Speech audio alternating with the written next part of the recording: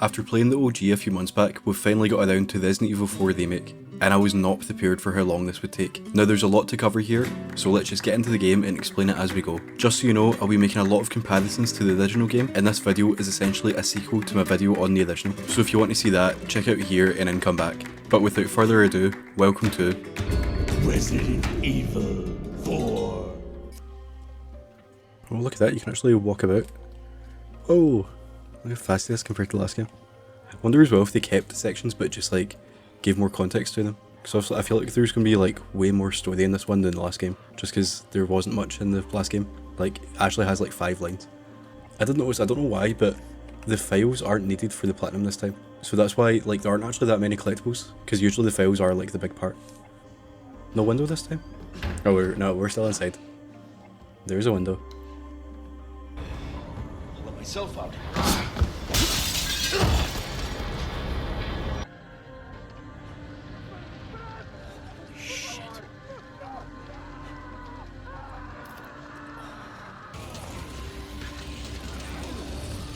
Whoa!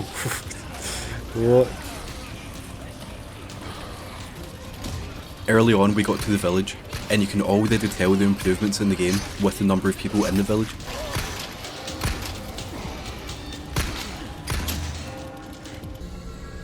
Where's everyone going? Bingo?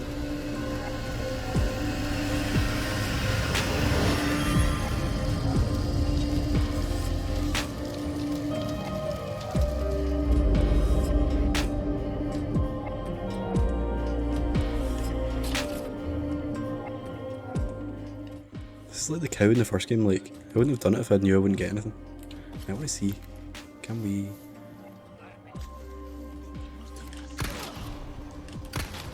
Okay. Yeah! Oh my god. No way.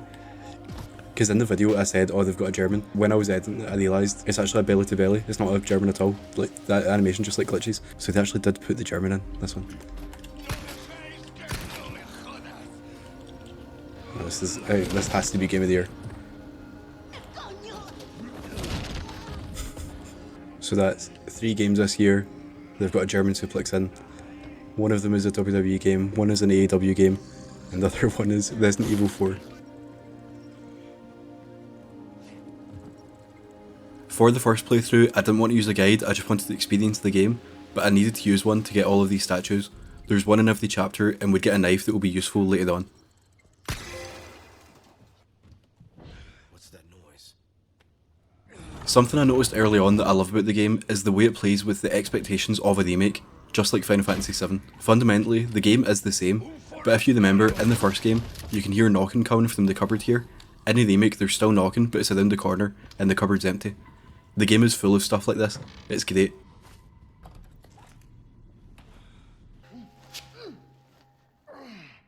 That hurts, you know? Seemed like you really wanted to talk. So like, we're going through this bit backwards, right? Isn't it cool? Remember they buried that through here? I think it was definitely a good idea to play the first one. Obviously this isn't important to see like, oh, what they changed, but it's just cool. Welcome. We met the merchant, who we can obviously upgrade weapons and buy stuff from, but he's got a bunch of the quests for us to do, and we need to do all of them. These can range from killing a mini-boss, selling items, and finding blue medallions which are back from the first game. Like, how many are there gonna... Oh. It's like a bloody Ubisoft game. Yeah, I don't know if I'm gonna do all of these. I feel like these would be so much easier to like come back on easy with like the infinite whatever you get in this one.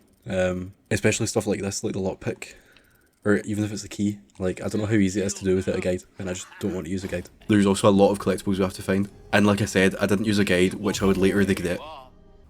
Here's this section, one of the hardest bits on Professional.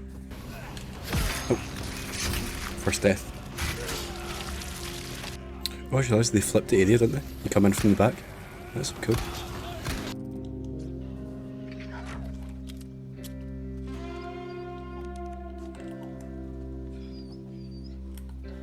You too, huh? Everyone said they took out the dog. They kept it in. They just moved it.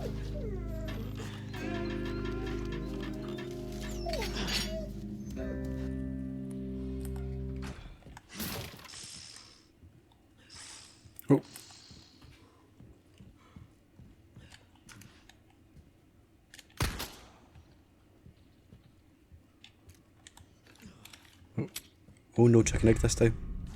You just get the whole snake. The shooting range is back. It's slightly harder than the original, but it's still quite easy. And we need to get an S rank in all 12 stages. Can I save? Or like it always says, doesn't it? I just want to see.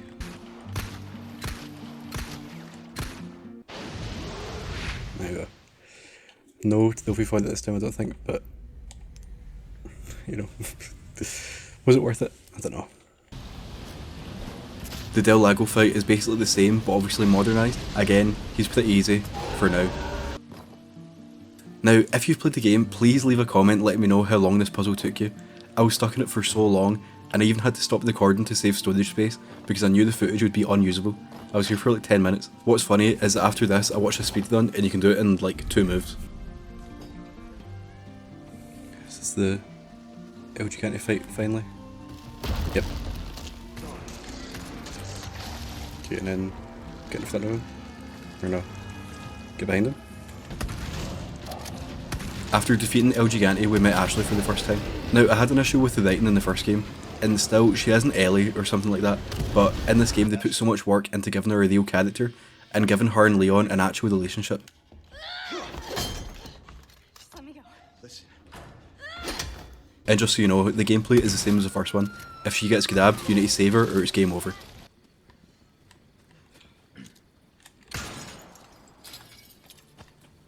.38 out of 39. I think I missed a key somewhere and I googled it and I think I don't know. But it's just so annoying that I did it without a guide and I almost did it. Now on the next playthrough I'm going to have to do all of that all over again. Yeah, so just to explain, there's 3 sections of this game. The village, the castle and the island. And they each have a separate trophy for getting all of their collectibles. I'm now at the end of the village and these collectibles don't carry over to New Game Plus, meaning I have to get them all again, just because I missed one. I couldn't be bothered going through this again for the castle or the island, so at this point I just started using a guide. At this point I also did the squad attack mode, Mercenaries, to unlock the hand cannon which would come in handy later. It's basically a super powerful magnum, but it's got low ammo. We then got a trophy for shooting Ashley with a cannon and made our way into the castle proper to meet Salazar, who looks more like Thatcher in this game. And just like in the first game, Leon and Ashley are never together for more than 5 minutes. Now we fully updated the hand cannon to get infinite ammo and made lots of money by selling this crown. Is this... yeah, Frutugo. And I wonder if they kept the same trophy of killing him. Oh. Yep, it's still here. And with the hand cannon he went down easy. Also, if you're annoyed about me using the hand cannon, I do agree, I cheated not only the game, but myself. I just realised he died by now, hadn't he? Because he dies just before the Ashley section. I wonder if that means he's going to die now, because like, this is the first time we've seen him. Before we found out what happened to Louise, we had to finish this minecart section without taking damage. It's honestly quite easy, but it's just annoying because you have to start from the beginning if you fail, and it took me about 10 minutes to do it properly. Gus, we made it all this way. You know it means we're almost... Almost what?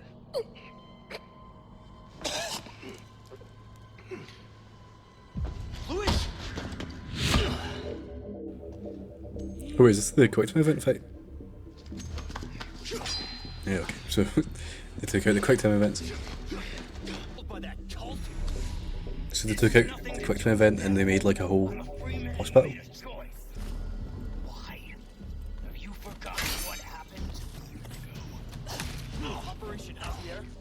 Operation Javier? What is that? Oh, and they're giving the backstory as well, so that you don't need to go in the wiki.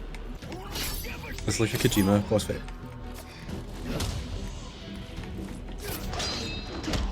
That was such a cool fight. Especially because in the last game it was basically just a confusing quick time event. Oh, and Ada doesn't save us, or... yeah. What do you think, Leon? People can change, right?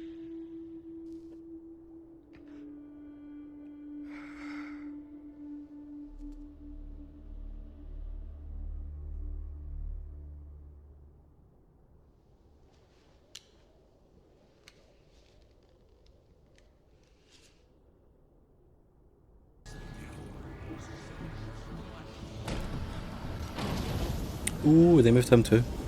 See, that's what I love about this, that it's actually not a remake, it's just it's like someone listed the bullet points of what happens in the game, and then they had to like make a game just based off the bullet points. So there's a lot of the same stuff, but it's quite clearly not the same game.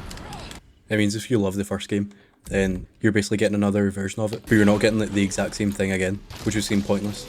Now, the guide I'm looking at says, bring a fully upgraded TMP for this bit, and I didn't want to spend my money, so I've not done that. So hopefully the Magnum will be enough. But basically we have to not let any enemies jump on the lift. Don't know how easy it'll be to tell where they're meant to come from.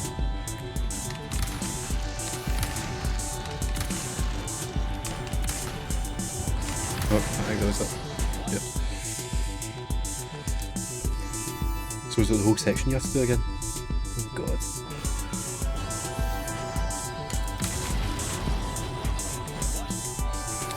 Same guy.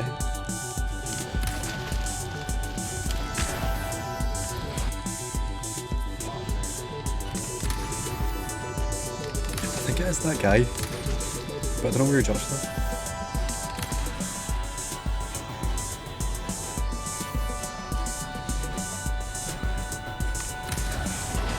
Like, does he drop from the very top? I don't understand it. Oh, I thought I killed him. Oh, come on. Oh.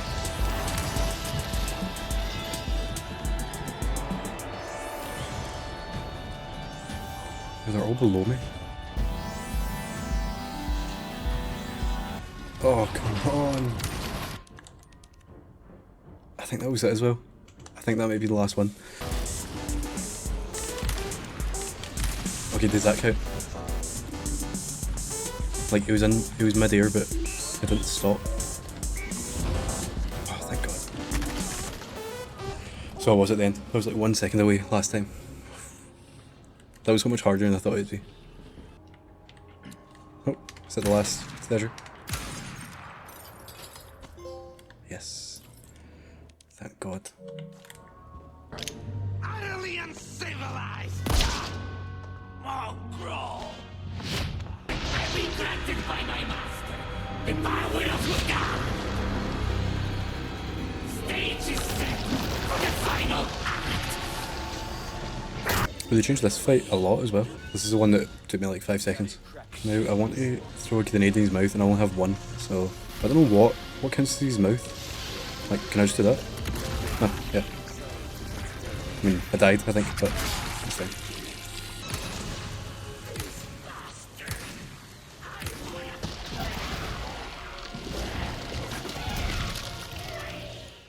Is Thatcher dead? Let's find it. Honk if Thatcher's dead. Let's find it. That's a yes. Then we made our way to the island, everyone's favourite section of the game. Is this not where the guy comes out the fridge, but they've moved him? Or it's just about to happen? I thought he was down there, but okay, surely this is the guy in the fridge. Is that it?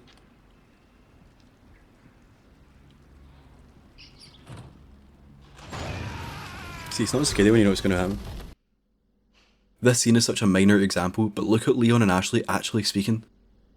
Leon? Sorry I'm late. No. Thank you. You brought the medicine just in time. Can you stand? Where's Luis? He was worried about you. Until the end.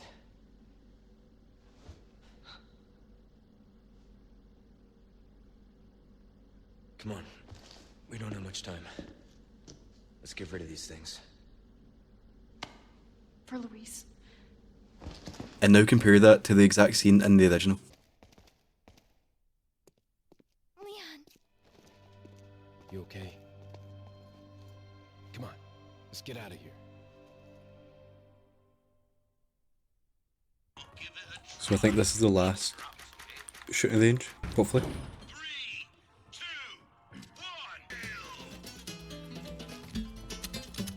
It's quite funny seeing how badly I mess up this last section and I still get the S.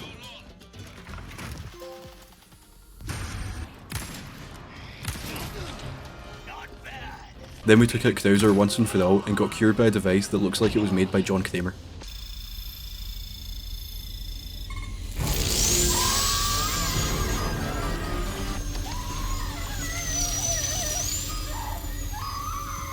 And other than the final statue and the village treasures, we got our last collectible. Ding.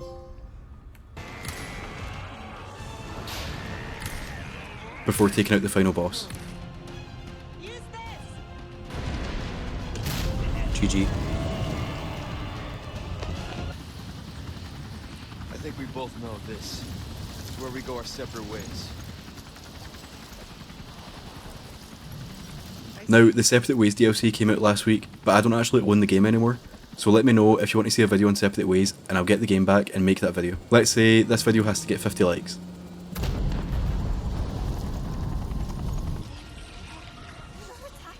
In our escape, we shot the last statue which unlocked the Primal knife and escaped on the jet ski. Get used to seeing this part of the game because we'll be seeing it a lot. Come on. Let's go home.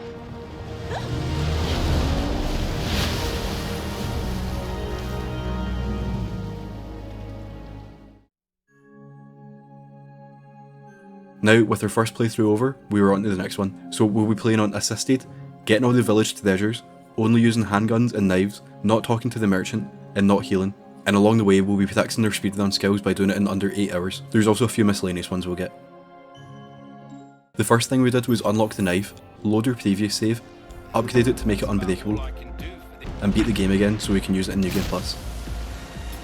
And we started our second playthrough. Now sadly the hand cannon doesn't actually count as a handgun, so that had to go. And for the whole game we'd be using only the Red 9 and the Primal knife. At this point I realised the Red 9 wasn't fully upgraded, so I went back to the previous save again, upgraded both weapons and beat the game again. This playthrough is simple to be honest. We're playing on easy and the pistol is decent. Just so you know, German suplexes are allowed. Also we were now following a collectible guide so I didn't miss any like last time. And we even learned some speedrun tactics to make the game faster.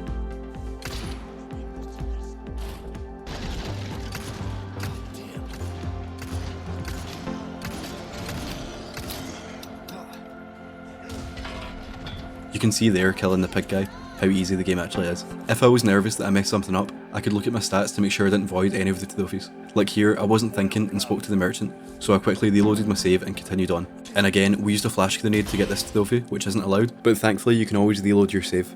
Finally, we've got every collectible and didn't have to follow a guide anymore. And on our knife only playthrough, this felt like the perfect time to kill a Gadador using only the knife. In the Ashley section, you need to take this long detour to find out a time, then input that time into the clock. Thankfully the time isn't randomised and it's always the same, which means you can actually just completely skip the Ashley section. The only hard part of this playthrough is that before the Krauser fight you need to do this long section with no checkpoints. And I went into this section with basically 0 health. And like I said, I can't heal. Again, this section technically isn't hard, but it's just annoying because one stupid hit can send you back 5 minutes.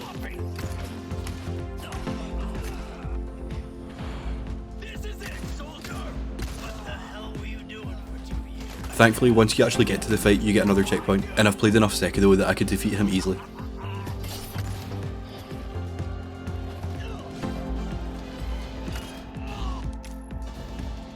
And now we're at the final boss again, and just to make this easier, I split up the playthroughs. You obviously don't need to do all of these at one time, so I healed myself in this one without using another weapon or talking to the merchant. Then I beat the game for the 4th time and reloaded my save.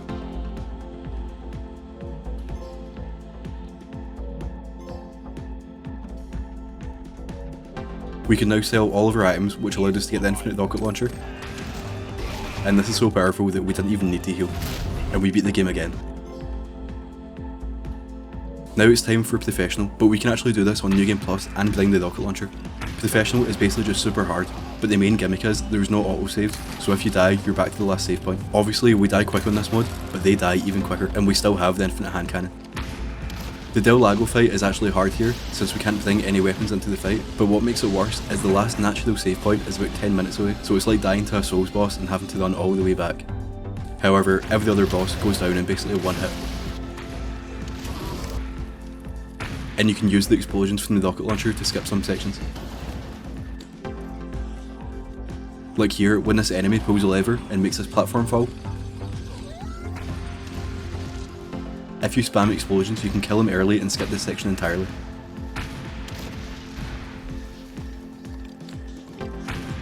The Ashley section is also quite annoying on professional. Like before, it's easy, but if you die you need to go all the way back to the start. But very soon we were at the final boss again. Just impeccable. Now it's time for what is actually the hardest playthrough. Hardcore mode, getting an S+, and stacking the standard one along the way. To get an S+, you need to beat the game in 5 hours 30, but we need to do it on a new game, which means no infinite rocket launcher, no infinite hand cannon. However, we can cheat a little bit. We can use this gas mask to get aim assist, and put Ashley in the armour, which makes her invincible. And we can use the hand cannon and Chicago sweeper. These are great weapons, but they have low ammo. But if we make it to chapter 7, we can unlock infinite ammo and make the game easy again. This difficulty is hard, but since we know the game so well, I was able to make my way through it quite easily. Del Lago was hard again, but at least we could use checkpoints. And a good tip for this mode is to just skip enemies if you want. There's no need to kill every enemy, you just have to get to the end. In this playthrough, the house section is probably the hardest. It's just so easy to get crowded and overwhelmed. But after making it to the castle in chapter 7, we got the infinite Chicago sweeper and maxed it out. The rest of the game is easy, so we're just going to blaze through it. You can also use a flashbang to skip this lever section.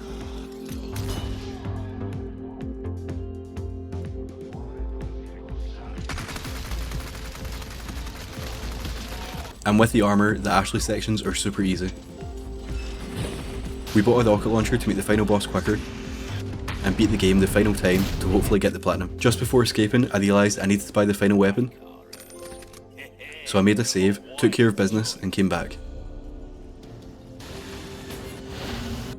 There we go, hardcore on S+. And... Huh?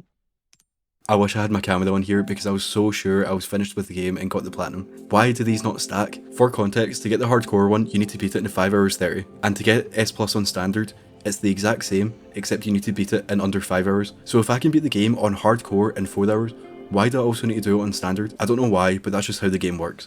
So we had one last playthrough to do, and it's the exact same as last time, but even easier. Play casually up till chapter 7, then use the sweeper the rest of the way. This whole playthrough felt so pointless, but it was pretty short and let me catch up on some podcasts. And finally, the longest platinum on the channel so far. After 31 hours, we had the platinum in Resident Evil 4.